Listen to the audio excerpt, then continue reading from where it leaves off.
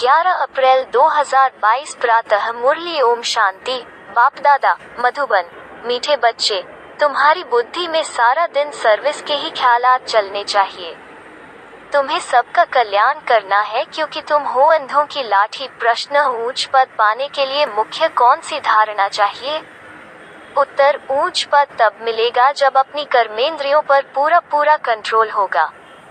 अगर कर्मेंद्रियां वश नहीं, चलन ठीक नहीं, बहुत अधिक तमन्नाएं हैं, हबच लालच है तो ऊंच पद से वंचित हो जाएंगे।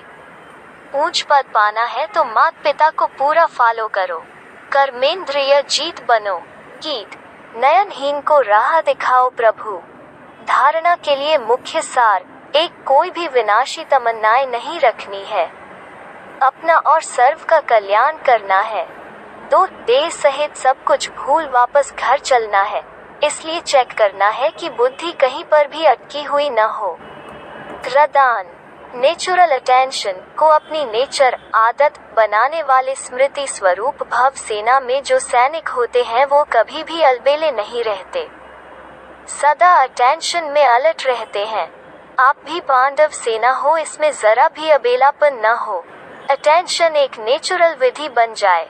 कई अटेंशन का भी टेंशन रखते हैं, लेकिन टेंशन की लाइफ सदा नहीं चल सकती, इसलिए नेचुरल अटेंशन अपनी नेचर बनाओ।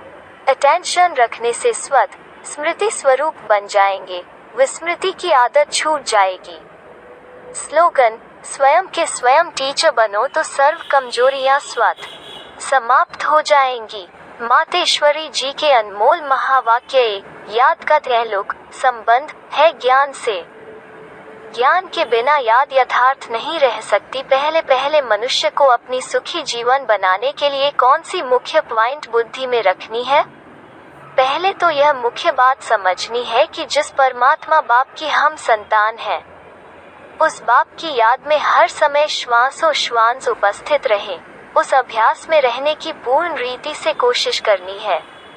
अब श्वासोश्वास का मतलब है लगातार बुद्धि योग लगा रहे, जिसको निरंतर योग अटूट अजपाजाप याद कहा जाता है।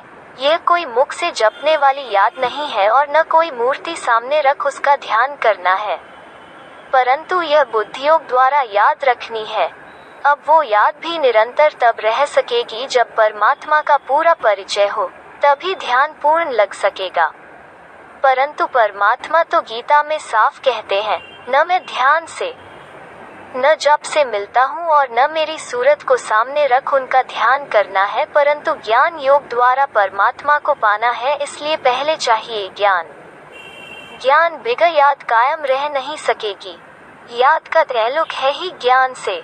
अब ज्ञान से चाहे मन से कल्पना करें व बैठकर दर्शन करें, अगर उस देखी हुई चीज का भी पहले ज्ञान होगा तभी योग और ध्यान ठीक लग सकता है। इसलिए परमात्मा कहते हैं, मैं कौन हूँ, मेरे साथ कैसे योग लगाना है, उसका भी ज्ञान चाहिए। ज्ञान के लिए फिर पहले संग चाहिए। अब यह सब ज्ञान की पॉइंट बुद्धि में रखनी है, तभी योग ठीक लग सकेगा। 2, सृष्टि की आदि कैसे होगी? मनुष्य पूछते हैं कि परमात्मा ने सृष्टि कैसे रची, आदि में कौन सा मनुष्य रचा। अब उसका नाम रूप समझना चाहते हैं। अब उस पर उन्हों को समझाया जाता है कि परमात्मा ने सृष्टि की आदि ब्रह्मा तन से की है, पहला आदमी ब्रह्मा रचा है। तो जिस परमात्मा ने सृष्टि की आदि की है, तो अवश्य परमात्मा ने भी इस सृष्टि में अपना पाठ बजाया है। अब परमात्मा ने कैसे पाठ बजाया?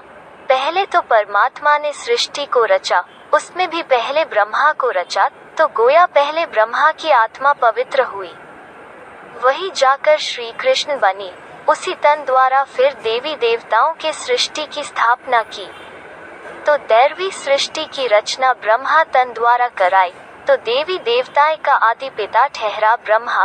ब्रह्मा सो श्री कृष्ण बनता है, वही श्री कृष्ण का फिर अंत का जन्म ब्रह्मा है। अब ऐसे ही सृष्टि का नियम चलता आता है। अब वही आत्मा सुख का पाठ पूरा कर दूं, ख के पाठ में आती है, तो रजो तमो अवस्था पास कर फिर शूद्र से ब्राह्मण बनती है। तो हम है ब्रह्मावंशी सो शिववंशी सच्चे ब्राह्मण।